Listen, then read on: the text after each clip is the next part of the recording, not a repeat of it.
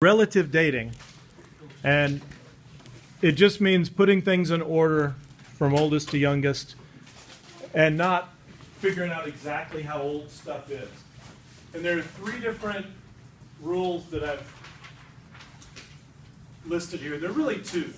There's this first one, which is the principle of superposition, that says stuff that's on top, like this, is younger than stuff that's on the bottom.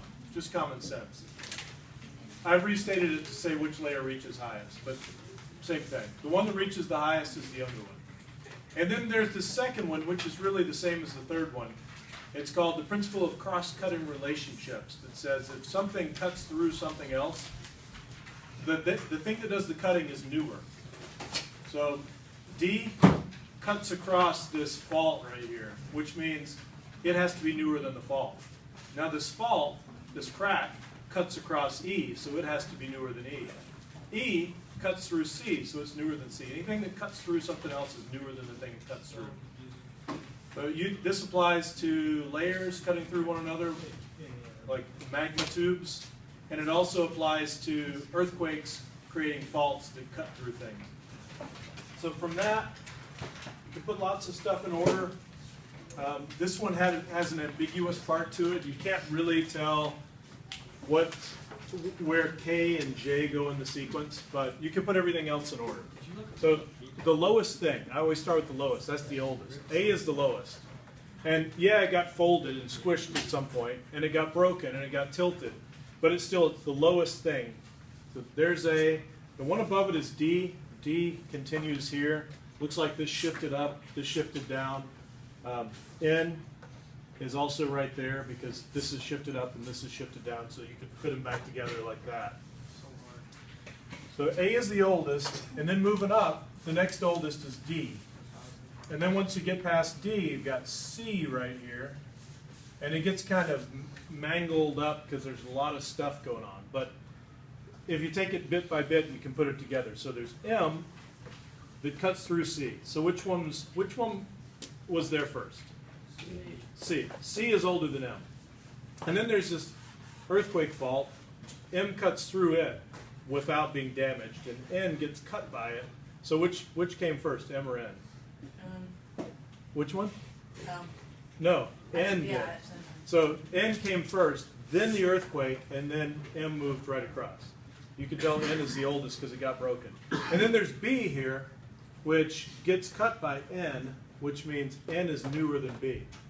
So the order is A, then D, then layer C, and then after that it would be B, and then N after that, and then M.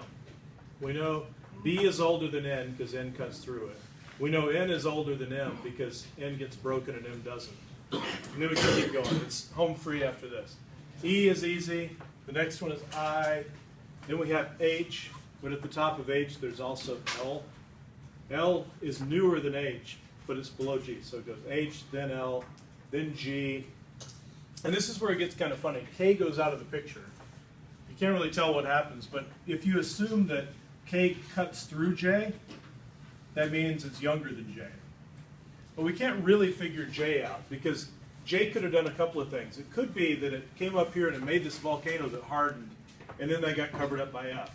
Or it could be that F was already there and now J is in the process of burning its way through.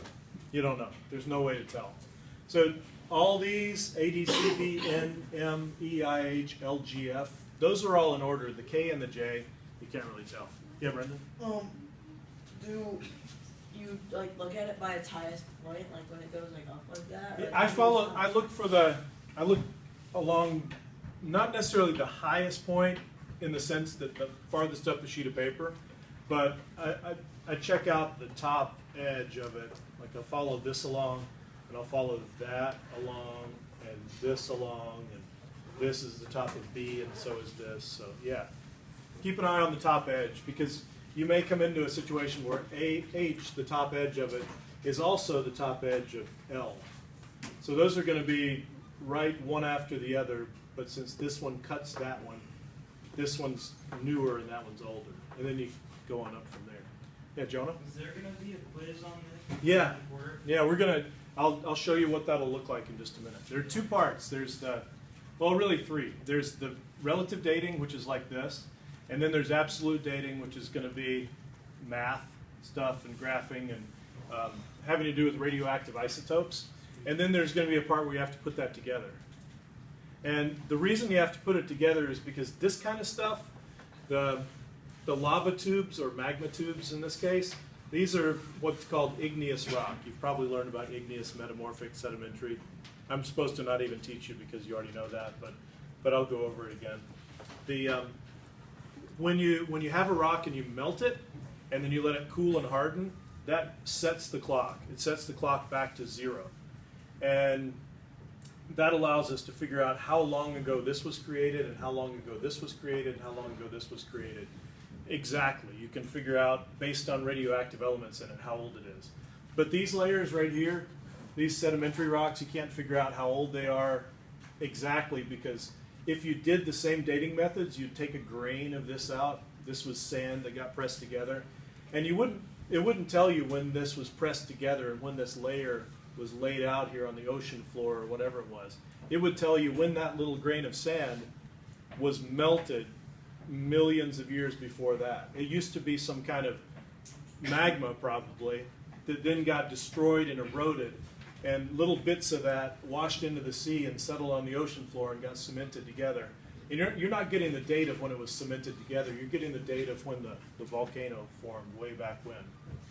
So the only ones you can date are these. We're going to be able to figure out the exact ages of all these things. Now, this next part, this is something kind of new. Which rock layer is probably older? There's layer S in diagram A, right there, and there's layer H in diagram B. So here's H, here's S. The problem here is that these are from different parts of the Earth. So there's no, you can't just look in this sequence or that sequence. We don't have a sequence for everything here. But there's some clues. Does anybody have any guesses? Which is older, H or S? H. Why would you say H is older? Because it's deeper. So there's the, if you didn't have any other clues, that would be maybe a good guess, because it's got 2 layers above it. It's deeper in the earth. That's where older things are. And S only has 1 layer above it. But there's something else that's more important in this case. When I was gone, do you remember seeing the video, the Birth of the Earth thing? There was a guy in Canada walking around with an axe and chopping rocks and saying, these are the oldest rocks on Earth. Remember that? Well, anyway, he chopped on the surface of the Earth and he found really old rocks, around 4 billion years old. So they were right on top. You can have really old rocks on top of the Earth. And I think he went on to say that they were, when those rocks were created, they were 12 miles down. So how'd they get to the surface? Yeah, Sam? Yeah, somehow they might have been pushed up, but also whatever was above them had to be scraped away.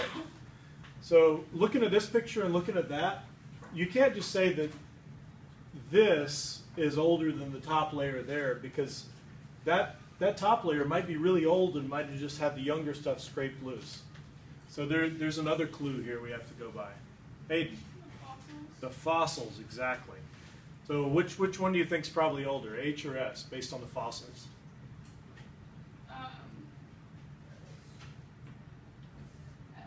S, because H is younger than this layer that's got the, I don't know if it's a lungfish or what I was going for there, and S is in a layer older than the lungfish. So this layer came after this particular fossil. That layer came before it, so that one's got to be younger. And this is called the principle of faunal succession, which is on the other side. We haven't really talked about that yet. Faunal succession says that in the history of the Earth, there were many species that have come into existence and then gone extinct. And what did I put on here? Their fossils are evidence they lived in the past. Layers of rock with similar types of fossils with probably similar ages. In my diagrams, if you see a fishy fossil in one and a fishy fossil in another one, you can just assume that those are about the same age. So the answer to number 4A would be S. And how did you decide it's below the fish fossil?